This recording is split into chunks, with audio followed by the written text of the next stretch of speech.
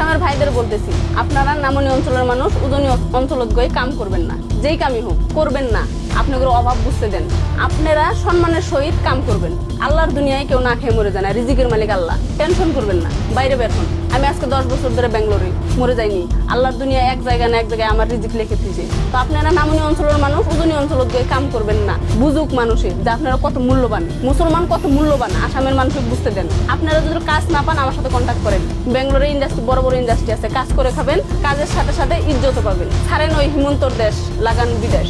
আসামের ভাইদের বলতেছি, আপনারা নামনি অঞ্চলের মানুষ উজনি অঞ্চলত গিয়ে কাম করবেন না, যেই কামই হোক করবেন না। আপনাদের অভাব বুঝতে দেন, আপনারা সম্মানের সহিত কাম করবেন। আল্লাহর দুনিয়ায় কেউ না খেয়ে মরে যায় না, রিজিকের মালিক আল্লাহ, টেনশন করবেন না, বাইরে বের হন। আমি আজকে 10 বছর ধরে ব্যাঙ্গালোরে মরে যাইনি, আল্লাহর দুনিয়ায় এক জায়গায় না এক জায়গায় আমার রিজিক লিখে দিয়েছে। তো আপনারা নামনি অঞ্চলের মানুষ উজনি অঞ্চলত গিয়ে কাম করবেন না। বুঝুক মানুষে যে আপনারা কত মূল্যবান।